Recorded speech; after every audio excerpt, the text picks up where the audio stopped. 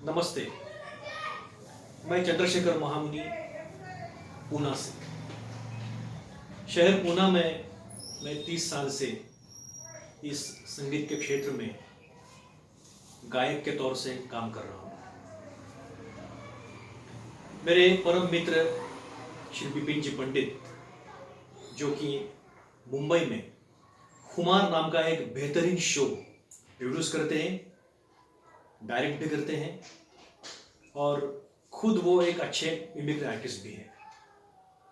इन सब के बतौर विपिन जी के बारे में एक बात मैं कहना जरूर चाहूँगा कि वे खुद मोहम्मद रफ़ी साहब के बहुत बड़े भक्त हैं, प्रशंसक हैं। विपिन जी ने मुझे फ़ोन करके ये बोला कि आने वाले 24 तारीख को रफ़ी साहब का जन्मदिन आ रहा है। आज रफ़ी साहब अगर हमारे बीच होते तो उनकी उम्र 96 साल की होती।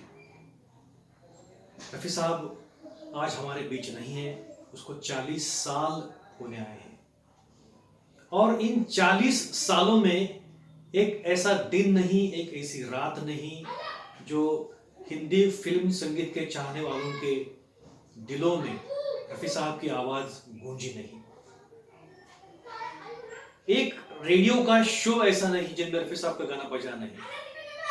हम सब मोहम्मद रफ़ी साहब को बहुत दिल से चाहते हैं, उनको मानते हैं।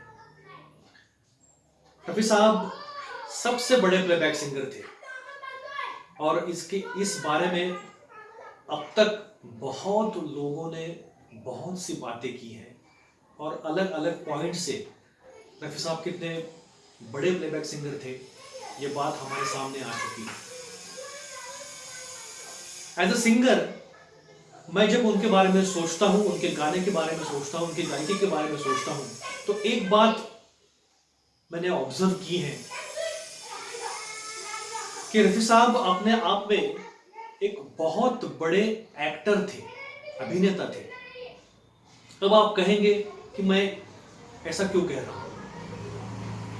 तो अपने कला जीवन में मोहम्मद रफ़ी साहब ने जिन जिन एक्टरों को अपनी आवाज़ एज अ प्लेबैक सिंगर दी, उनमें दिलीप कुमार साहब, देव साहब है, शम्मी कपूर है, राजेंद्र कुमार है, भारत भूषण है, प्रदीप कुमार है, धर्मेंद्र है, जितेंद्र है, ऋषि कपूर तक उन्होंने अनगिनत हीरोज को अपना प्लेबैक दिया।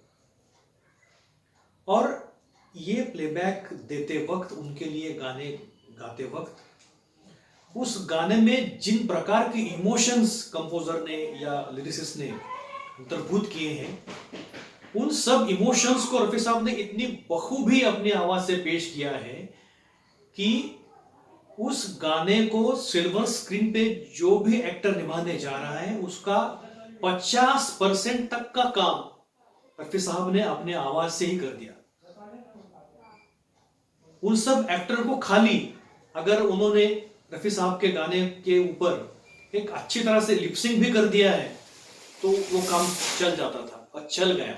ऐसे अनगिनत गाने हैं इसके मिसाल के तौर पर। अब वो दुनिया के रखवाले का उदाहरण लीजिए, कितनी हाई इमोशंस हैं, कितनी एक्सप्रेशंस हैं। आप अगर देखेंगे कि सिल्वर स्क्रीन पे भारत भूषण ने उस गाने के हिसाब से ज्यादा एक्सप्रेशंस नहीं दिए हैं, लेकिन वो खामी, वो कमतरता मोहम्मद रफ़ी साहब ने अपनी आवाज से इस तरह पूरी की है कि हम वो भारत भूषण का एक्टिंग इग्नोर कर सकते हैं, कर देते हैं और कर दिए भी हैं। तो इस तरह रफ़ी साहब ने एक अच्छे एक्टर होने का सबूत अनगिनत गानों के द्वारा दिया है और ये बात मेरे लिए बहुत मायने रखती है, बहुत अहम रखती है कि कभी सिल्वर स्क्रीन पे एक्टिंग ना किए होते हुए भी रफ़ी साहब को ये एक्टिंग का इतना सेंस था कि उन्होंने वो सभी शेड्स गानों के अपनी आवाज से प्रस्तुत किए हैं।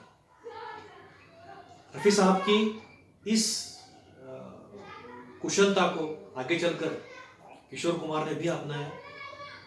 हालांकि किशोर कुमार खुद अच्छे एक्टर थे तो उनके लिए ये बात ज़्यादा आसान थी। और इस बैकग्राउंड पर रफ़ी साहब का ये जो गुण है वो सामने उभर कर और निखर कर आता है। यही बात इस वीडियो के बारे में, इस फाइट्स के बारे में मुझे आपसे शेयर करनी थी।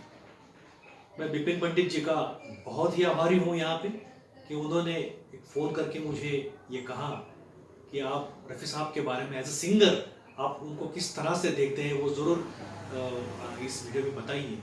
तो मुझे ये बात बहुत मायने रखी, अच्छी लगी कि रफ़ी साहब को एज ए एक्टर आपके सामने ये उनका हुनर आपके सामने ला सकूं। Thanks a lot Bipin ji.